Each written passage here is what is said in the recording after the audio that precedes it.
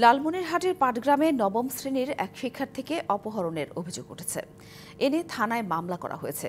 ঘটনার ২০ দিনেও সন্তানের সন্ধান না পেয়ে পাগল প্রায় পরিবার। পুলিশ বলছে, স্কুল শিক্ষার্থীকে উদ্ধারের চেষ্টা অব্যাহত রয়েছে। ২০ দিন ধরে কোনো খোঁজ নেই স্কুল পড়ুয়া নাতনির, তাই আহাজারি করছেন দাদি। চুপ করি, খুঁজাখুঁজি করি, কোথায় গেল মেয়েটা আমার, কোথায় গেল বাবা, আমার নাতনিকে আনি দাও, কোথায় বাবা, আমার নাতনি। পরিবার আর আইন শৃঙ্খলা বাহিনী কোনো কুল কিনারা পাচ্ছে না।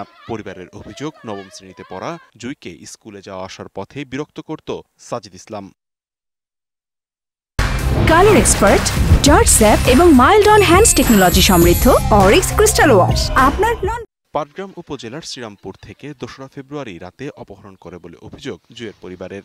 আমার মেয়ে প্রাইভেট থেকে আসতে 8:30 প্রায় 9টার দিকে ওই ছেলে এমন করে আমার মেয়েকে যে অপহরণ করে নিয়ে গেল, এই পর্যন্ত আমরা কোনো তার খোঁজ পাইলাম না। তো ওই মেয়েটা সেদিন স্কুলে আসছিল, এছাড়া পরে তো রাতে নাই। এ বিষয়ে জানতে অভিযুক্ত সাজিদের বাড়িতে গেলে পালিয়ে যায় তার স্বজনরা। এ নিয়ে পাটগ্রাম থানায় মামলা হয়েছে। পুলিশ বলছে, মেয়েকে উদ্ধার করতে সব ধরনের কাজ চলমান রয়েছে। আমরা রুজু করেছি অপহরণ মামলা, সেই সাথে আমরা এই সংক্রান্ত মেয়েকে উদ্ধারের জন্য